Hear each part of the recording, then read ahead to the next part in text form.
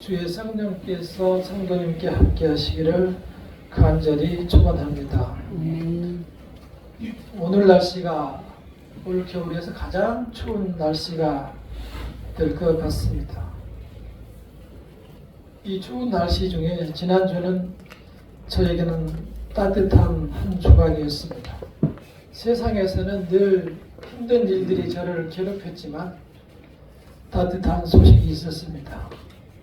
전에 우리 교회에 나왔던 그 젊은 청년 학생이 재수를 해서 명문대에 세 군데나 합격을 해서 기분이 매우 좋았습니다. 그래서 박수 쳐줄 줄 알고 몇 사람들한테 전화를 했더니 우리 아이는 다 머리가 좋은데 공부를 안 한다고 그러면서 자기 자신의 위로와 자기 자신의 자식을 안타까워하는 모습을 볼 수 있었습니다. 우리는 옛날부터 사촌이 땅을 사면 배가 아픈 그러한 심리를 가지고 있었습니다. 우리 사람들의 삐뚤어진 심보를 꼬집은 것이죠. 시대가 지내도 그러한 마음은 변하지 않습니다. 그러한 죄된 씨앗이 시기와 질투심이 우리 속에 죄악의 씨앗으로 뿌리를 내리고 있기 때문입니다. 오늘은 이제 하루아침에 망해버린 바벨론 제국이 그 다음에 이어받은 메대왕국의 다리오 왕 시대에 일어나는 사건을 중심으로 말씀드립니다. 말씀 속에서 은혜가 함께 하시기를 빌겠습니다. 지난주 말씀대로 벨사살 왕이 성전 그릇을 갖다가 술잔치를 벌일 때에 벽에 손이 나와서 메네메네 대결 우바르신이라고 쓰고 사라졌을 때 많은 사람들이 다리가 후들거리며 떨면서 결국은 큰 징계를 받아 그날 밤에 왕이 죽고 나라를 빼앗기는 일이 있었습니다. 그 후로 오신 왕이 여기에 나오는 다리오 왕입니다. 다리오 왕은 나라를 접수하고 120명의 고관들을 세웠습니다. 그 중에 3명의 총리를 두었고 3명의 총리 중에 한 사람이 다니엘이 되었습니다. 아시다시피 다니엘은 포로의 신분이죠. 포로로 와서 이미 총리가 되었는데 가만히 보니 그 3명 중에서 총리 3명 중에서 가장 뛰어난 사람이 이제 다니엘이었습니다. 그래서 다리오 왕이 다니엘을 총리 중에서 제 1번이 되게 하려고 계획을 세우고 있는 터였습니다. 나머지 사람들은 전부 바벨론 대제국의 사람들이었겠죠. 그 사람들이 이제 시기심과 질투심이 자라기 시작했습니다. 다니엘에서 잘못을 실패한 점, 허물을 찾아서 고발하려고 하는데 아무리 찾아도 찾을 게 없어요. 너무 똑똑하고 여기 민첩하다는 표현은 너무 총명하다는 뜻이에요. 너무 지혜롭다는 뜻이에요. 히브리어를 이렇게 번역해서 쓰다 보니 우리말로 이렇게 표현을 했는데 매우 지혜로웠다라는 뜻입니다. 이 다니엘이 너무 지혜롭고 일을 잘하니까 흠잡을 데가 없었어요. 그래서 다른 방법을 찾자. 이제 신앙적인 것으로 문제를 삼자라고 계획을 세웠습니다. 그래서 다니엘이 하는 짓을 가만히 보니 매일 성전이 있는 예루살렘을 향하여 지금 포로 신세기 때문에 예루살렘에 있는 하나님의 성전을 향하여 매일 문을 열고 기도를 하고 있는 거예요. 그거를 알고서 이제 다른 사람들이 총리들 고관들이 다니엘을 흠잡고 하여 계획을 세웠습니다. 이제 왕에게 보고를 합니다. 30일 동안 왕 외에 누구든지 다른 신에게나 왕에게나 절하거나 기도하면 잡아다가 사자굴에 던지는 것입니다. 이것을 법으로 세워서 전 국민이 지키게 하는 것입니다. 당연히 다리오 왕은 너무 기분이 좋았겠죠. 사람을 내가 잘 뽑았다. 참 신하들을 잘 뽑아서 이제 얘들 때문에 나는 잘 살 수 있을 거다 생각하고 그렇게 하자라고 흔쾌히 허락을 하고 조서에 법률에 도장을 찍어서 전국에 배포했습니다. 그리고서 이제 딱 걸렸다 생각을 했겠죠. 다시 이제 다니엘을 가서 보니 다니엘은 변함없이 예전에 한 대로 예루살렘을 향하여 문을 열고 그것도 하루에 3번씩 기도하고 있는 것입니다. 사진은 다 찍었겠죠. 증거로. 셀카로 찍어가서 이제 보고를 했겠죠. 우리는 여기에서 사람들의 그 시기심과 질투심이라는 죄악이 마음에 깔리면 어떠한 죄를 저지른지 들여다보시기를 바랍니다. 그것이 아무것도 아닌 것이라고 생각하고 누구나 시기심과 질투심이 없으면 사람이 아니지. 그것은 자존심이지. 이렇게 생각을 합니다. 그건 자존심 아닌 거예요. 저도 자존심이 있어요. 자존심이 있지만 우리 친구 목사님의 아들이 잘 되니까 너무 기분이 내가 좋아서 일주일 내내 기분이 좋았어요. 근데 어떤 사람들은 그러한 이야기를 들으면 매우 기분이 안 좋아요. 내가 기분이 안 좋아요. 그 속에 있는 시기심과 질투심이 아무것도 아닌 것처럼 보이지만 그것이 자라서 결국 다니엘이 아무 흠이 없지만 너무 일을 잘하는 것이 흠이었지만 그 잘한 것을 흠을 삼아서 결국 죄로 만들어서 어떻게 하기로 했어요? 사자굴에 던지기로 법을 만든 거예요. 시기심과 질투심이 자라서 일 잘한 사람을 사자굴에 넣어서 죽이자고 하는 것이 시기심과 질투심의 결과예요. 그래서 결국은 다니엘은 끌려갑니다. 다니엘이 끌려가서 이제 죽게 되었는데 그러면 가장 놀라고 두려워하고 해야 될 사람이 이제 사자굴에 던져져야 되는 다니엘인데 그렇잖아요. 다니엘은 그것을 알고도 들어가는 줄 알고도 가서 기도했었죠. 우리 몇 절에 이쪽이게 10절을 함께 읽어보겠습니다. 시작. 다니엘이 이 조서에 왕의 도장이 찍힌 것을 알고도 자기 집에 돌아가서 올라가 예루살렘을 향한 창문을 열고 전에 하던 대로 하루 3번씩 무릎을 꿇고 기도하며 그의 하나님께 감사하였더라. 다니엘은 이제 사자굴에 던져져야 된다는 사실을 알고도 전혀 개의치 않았습니다. 그것이 믿음입니다. 어떠한 세상의 유혹이나 세상의 협박이나 겁을 주는 일이 있더라도 하나님 외에는 전혀 두려워하지 않았습니다. 다니엘은 이제 죽게 되었습니다. 오히려 여기서 다니엘이 걸렸다고 해서 끌고 온 사람이 왕께 데려왔을 때 왕이 매우 놀랐습니다. 그리고 왕이 매우 두려워했습니다. 18절을 함께 읽어보겠습니다. 18절 시작. 왕이 궁에 들어가서는 밤이 새도록 금식하고 그 앞에 오락을 그치고 잠자기를 마다하느라. 왕이 금식 기도를 하고 있는 겁니다. 왕이 철야 기도를 하고 있는 거예요.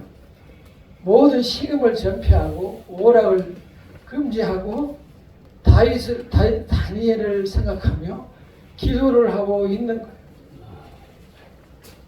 하나님께서는 그 믿는 자 한 사람을 지키기 위해서 다른 모든 사람을 굴복시키고 하나님의 역사를 이끌어 나가는 것을 볼 수 있습니다.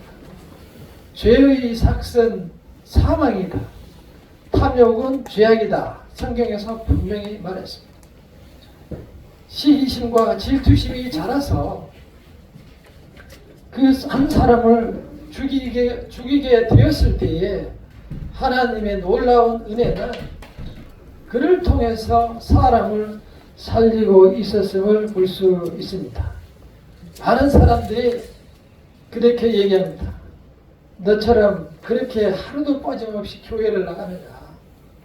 가끔 쉴 수도 있지. 태국에 가서 쉴 수도 있는데 이렇게 예배를 꼭 드려야 되니까. 유별나게 신앙생활을 할 필요가 있는다. 이렇게 세상에서 유혹하지만 다니엘은 전에 했던 대로 하던 대로 기도를 했습니다.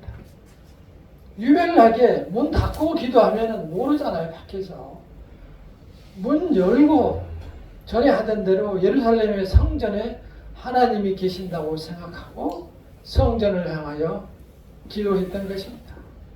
다른 것을 한 것이 하나도 없어요. 우리가 교회를 다니며 예배를 드리고 하는 것도 매우 중요한 것입니다. 우리는 때로 생각하기를 내 자신이 내가 이렇게까지 할 필요가 없겠지. 세상 사람들과 친화력 있게 지내고 원만하게 지낸 것이 우리가 이 세상을 살아가는 데 유익하고 정말 중요한 거라고 생각하겠지만 사람들이 세상에서 사는 방식과 성도가 세상에서 사는 방식은 이렇게 다른 것입니다. 하나님께 예배를 드리고 하나님을 바라보실 때 하나님께서 모든 일을 이루어 나가십니다. 이제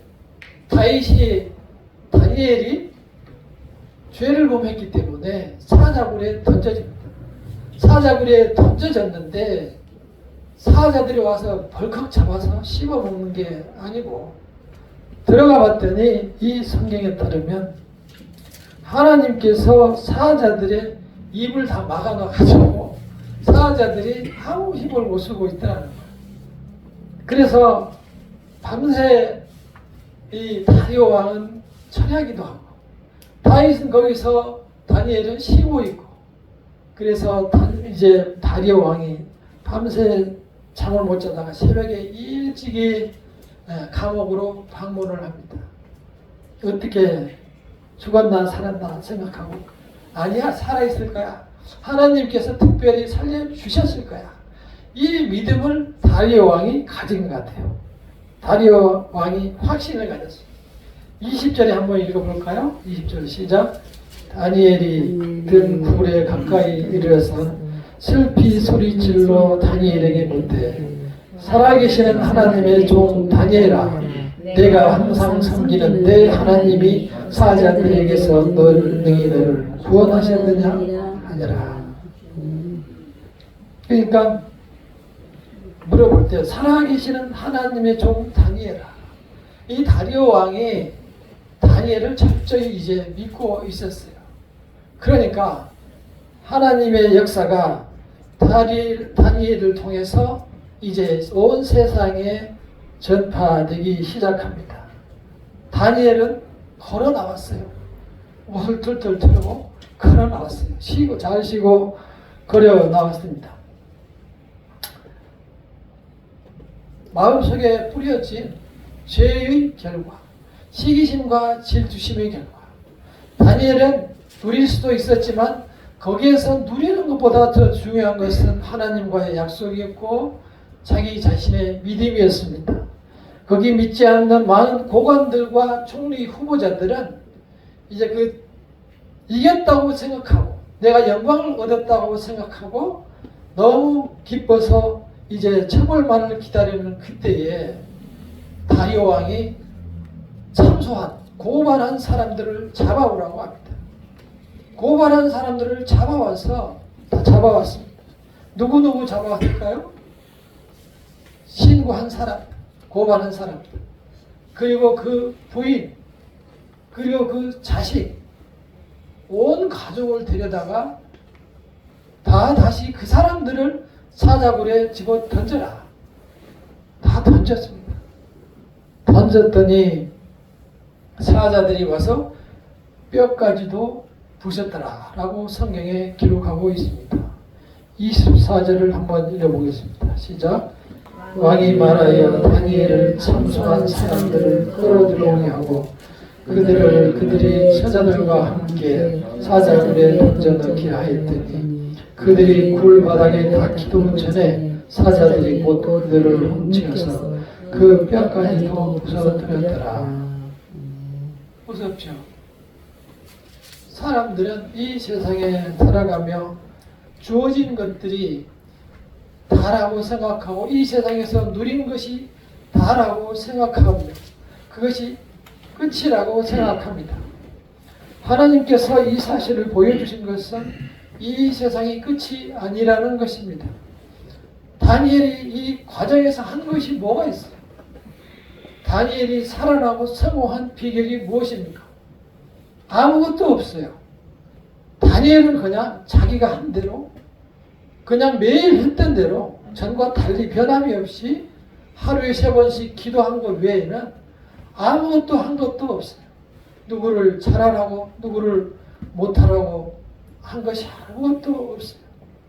그렇게 하나님을 전적으로 믿고 의지했더니 하나님께서 모든 것을 다 이루어 주시고 주변에 있는 적을 다 제거해 주시고 평탄하게 그 길을 인도해 주십니다. 마지막 절 28절을 읽어보겠습니다. 시작. 이 다니엘이 다리오 왕의 시대와 바사 사람 고레스 왕의 시대에 형통하였다. 다니엘서의 시작에 느부갓네살 왕으로부터 시작했잖아요. 5명의 왕이 지나는 동안에 그것도 포로로 된 신세에 타국에 가서 총리가 돼가지고 끝까지 보면 형통하였더라라고 기록하고 있습니다. 하나님의 사람은 그 사람이 특별히 체력이 튼튼하지 않아도 특별히 공부를 어디서 많이 하고 있지 않아도 특별히 다른 행동을 하지 않아도 하나님의 자녀로 말씀을 지키고 살려고 노력하면은 하나님께서 분명하게 구별하여 축복해 주시는 것입니다. 우리는 우리 자신의 속에서 자라나는 시기심과 질투심의 죄악의 씨앗을 우리가 뿌리 뽑아야 돼요.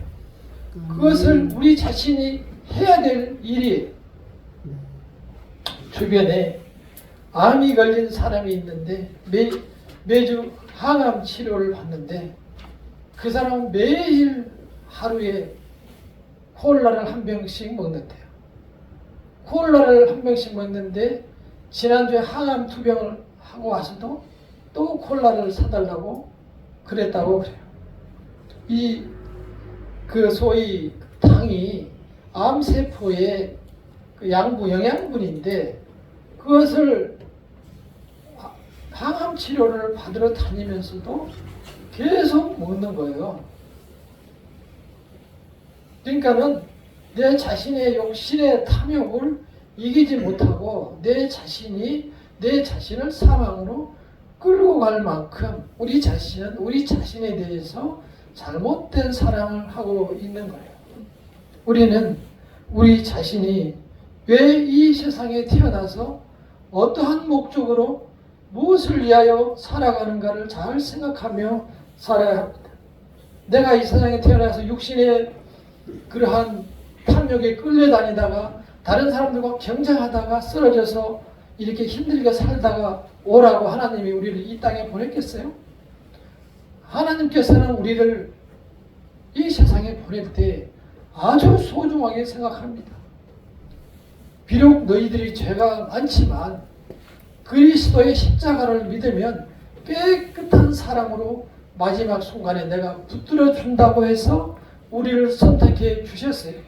너희들 오직 믿기만 하라고 우리를 하나님의 자녀로 구별해서 불러주셨어요. 그래서 이 세상에서 살아가면 너희들은 나를 인정하고 창조주인 하나님을 너희들은 인정하고 이 세상에서 나만 보고 살아가면 내가 예비한 축복으로 너희들과 함께 한다는 약속을 보여주신 것이 다니엘서입니다. 10장 이후로 보면은 수많은 예언들이 나와 있습니다. 그것들을 잘못 해석해서 이 세상에서 세상을 어지럽히는 사람들도 많이 있지만 이 짧은 말씀을 통해서 다니엘은 하나님께서 믿음을 가지고 살아가는 사람들에게 모든 세상 권력과 권세와 능력을 다 뛰어넘고 하나님의 능력이 여전히 이 세상에 임하고 있고 하나님께서 이 세상을 운영한다는 사실을 보여주고 있는 것입니다. 우리는 큰 일을 원하지 않습니다. 우리에게 요구하는 것은 무엇을 큰 것을 하나님이 요구하지 않아요. 하나님은 아무것도 필요가 없어요. 단지 하나님을 하나님으로 나의 아버지를 아버지라고 부르는 것을 요구하는 거예요. 무엇을 요구했어요? 하나님께서는 우리에게 나는 너의 아버지가 되고 너는 나의 자녀가 된다 라는 사실을 인정하라는 것입니다. 결국은 인정을 안 해도 하나님이 만들어 나가시는 것입니다. 그 하나님을 의지하고 우리가 이 세상에 살아갈 때 우리는 우리 자신을 더러운 시궁창에 버리지 마시고 우리 자신을 멋지고 우아하게 보존하고 보호하고 이 세상에서 망가지지 않도록 내 자신을 유지하며 살아가는 것이 이 세상에서 행복을 누리는 첫째 조건이 되는 거예요. 그 첫째 조건을 만들어가는 힘이 그 능력이 우리 자신에게 있어야만 이 세상에서 내가 하나님을 찬양하며 승리하며 살아갈 수 있습니다. 다 모든 것이 끝난 후에 다리오 왕이 완전히 사람이 달라져서 신앙 고백을 합니다. 그 신앙 고백이 우리의 고백이 되기를 원합니다. 6장 26절과 27절을 함께 읽어보겠습니다. 시작. 내가 이제 조서를 내리노라. 내 나라 하늘 아래에 있는 사람들은 다 다니엘이 하나님 앞에서 떨며 두려워할지니 그는 살아계시는 하나님이시요 영원히 변하지 않으실 하나님이시며 그의 나라는 멸망하지 않을 것이며 그의 권세는 무궁할 것이며 그는 구원도 하시며 건져내기도 하시며 하늘에서든지 땅에서든지 이적과 기사를 행하시는 이로써 다니엘을 구원하여 사자의 입에서 벗어나게 하셨습니다. 하였더라. 많은 왕들 중에서 다른 느부갓네살 왕 같은 사람들도 다니엘 앞에서 무릎을 꿇었어요. 절했어요. 이 다리오 왕도 대제국의 왕이었지만 보면은 큰 은혜를 누렸습니다. 세상의 모든 것을 다 가지고 다 누릴 수 있었는데 결국은 하나님 앞에 굴복하더니 나중에 그 속으로 이렇게 신앙 고백을 하였습니다. 참으로 아름다운 것 같습니다. 다른 모든 백성들에게 조서를 내려서 조서를 내린다는 얘기는 법처럼 지키라는 거예요. 왕이 도장을 찍어서 보내는 거예요. 너희들은 이제 하나님을 무서워하고 하나님 앞에서 떨어라. 그리고 그 하나님은 영원히 변치 않는 신분이다. 그 하나님은 여러분을 구원하시는 하나님이다. 그 하나님은 모든 기적을 행하시는 하나님이다. 다니엘을 사자굴 해서 구원하시는 하나님이다. 그 사실을 우리에게 알려주시고 가셨습니다. 이 사실을 여러분의 신앙으로 간직하시기를 간절히 축원합니다. 다니엘이 하시는 그 믿음대로 다니엘이 가진 그 믿음대로 세상의 법에서 나를 죽인다는 그러한 법의 법률을 만들었어도 그것을 알고도 나는 하나님께 나아간다는 믿음으로 이 세상에서 구별된 자녀로 승리하시기를 간절히 축원합니다. 기도